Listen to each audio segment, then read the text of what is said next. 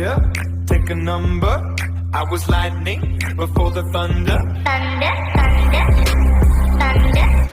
जैसे कि हमने पिछले एपिसोड में देखा था, हमारा जो फ्लोनली है वो क्लोई को ड्रॉप करने के बहाने कुछ ट्रांसफर पेपर्स लेने गया होता है। और अब आगे एपिसोड की स्टार्टिंग में हमें दिखाया जाता है मिस्टर किम को, जो कि कुछ ट्रांसफर पेपर्स दे रहे होते हैं हमारे फ्योनली को। और मिस्टर किम वो ट्रांसफर पेपर देते हुए फ्योनली को कहते हैं, मैंने बिल्कुल भी एक्सपेक्ट नहीं किया था कि तुम लुइस सरफॉक को इतनी जल्दी रिसीव कर लोगे, पर तुमने तो ये बिल्कुल भी नहीं कहा था कि तुम एन कंपनी को टेक ओवर करने वाले हो। और तब हमारा फ्योनली जवाब के रूप में कहता है, मैंने कहा था कि मैं इन्हें मिस्टर एन को वापस लौटा दूंगा, पर उससे पहले मुझे उन शेयर ट्रांसफर एग्रीमेंट का थोड़ा सा इस्तेमाल करना है, ताकि जितने भी गद्दार है हमारे एन फैमिली में बैठे हुए उन सबको बाहर निकाल सकूं। और उसके बाद हमारा मिस्टर किम बोलता है, तो तुमने फैसला कर लिया है कि तुम एन फैमिली से सारे के सारे रिश्ते नाते तोड़ने वाले हो, तो क्या तुम मेरी बेटी से शादी करना पसंद करोगे? और तब शर्माते हुए हमारी क्लोई कहती है, डैड आप तो फिर से शुरू हो गए। और तब हमारा फ्योनली कहता है, हम तो बस दोस्त है और मुझे लगता है कि हम दोनों एक दूसरे के लिए बिल्कुल भी सही नहीं है। और इस बात को सुन के हमारी क्लोई तो उदास हो जाती है, लेकिन हमारा फ्योनली मन में बोलता है, मैं ये बिल्कुल भी नहीं चाहता हूँ कि दोबारा मैं एक ऐसी लड़की से शादी करूँ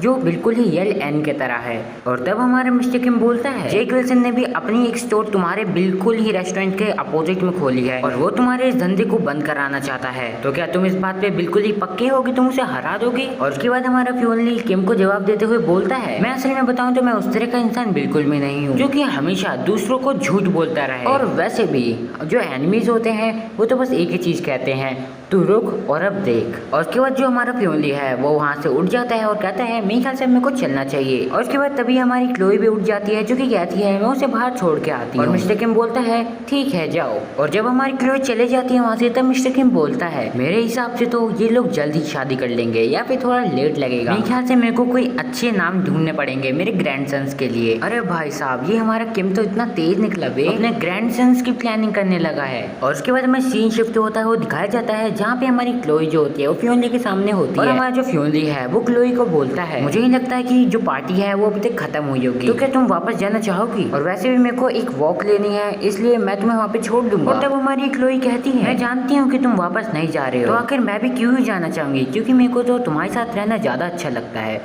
और उसके बाद हमारा फ्योनली बोलता है, जो लोग एम्परर को फॉलो करते हैं या तो वो उसकी पत्नी होगी या फिर वो उसके नौकर चाकर होंगे, तो तुम डिसाइड कर सकती हो कि आखिर तुम उनमें से कौन हो। और उसके बाद हमारी क्लोई जो है वो थोड़ा सा सोचती है, फिर थोड़ा सा सोचने के बाद हमारी क्लोई बोलती है, क्या होगा अगर मैं कुछ फॉर्मर चुनूं? और उसके बाद हमारा फ्योनली बोलता है, तो क्यों ना हम लोग एक वॉक पे चले, उसके बाद हम थोड़े से मजे भी करेंगे। और फिर जो हमारी क्लोई होती है वो फ्योनली की टी शर्ट जो पीछे की तरफ खींचती है, और उसके बाद तो मैं बोलूँ ही क्या, बच्चे सीन को ना देखें। और तब हमारा जो फ्योनली होता है वो बोलता है, ओ माय गॉड, उसने मुझे मना लिया। समझ लो अब क्या मना लिया, क्या हुआ क्या नहीं हुआ। और उसके बाद जो हमारी क्लोई होती है वो बोलती है, ये मेरा फर्स्ट टाइम था जब मैंने किसी लड़के के साथ फ्लर्ट किया हो किसी चीज को मांगने के लिए। और वो ये भी कहती है, अच्छा तुम्हें पता है मेरे बहुत अच्छे निशाने हैं, तो उम्मीद करती हूँ कि तुम मेरे को रिजेक्ट नहीं करोगे, अगर करोगे तो समझ जाना, अगर मेरे को दोबारा रिजेक्ट करने की कोशिश की तो मैं तुम्हें मार डालूंगी। और उसके बाद हमारा फ्योनली कहता है, ओ बिल्कुल भी नहीं करूंगा मैं ऐसा, पर मैं थोड़ा सा शौक भी हूँ। क्या तुम इसे नफरत नहीं करते कि तुम्हारे पापा बस मेरे को तुम्हारे साथ कराना चाहते हैं? ऑफ कोर्स शादी और क्या। और उसके बाद हमारी क्लोई कहती है, अच्छा आखिर मैंने ये चीज कब कही? और उसके बाद वो ये भी कहती है, क्योंकि तुम मेरे को हर समय रिजेक्ट करते रहते हो, और अगर मैं ऐसा नहीं करती तो 100% कि मैं तुम्हें खो देती, तो बस इसीलिए। और उसके बाद हमारा फ्योनली जो होता है वो हमारी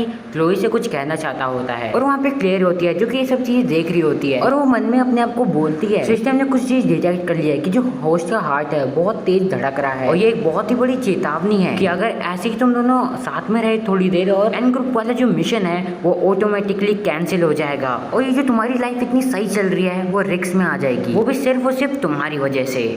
सो यार यहीं पे हमारा जो एपिसोड है वो खत्म हो जाता है। एंड अगर तुम लोगों को आज की वीडियो पसंद है तो यार वीडियो को लाइक करो, चैनल को सब्सक्राइब करो। बाकी मिलता हूँ तुम लोगों से अगली वीडियो में, तब तक के लिए पीस आउट।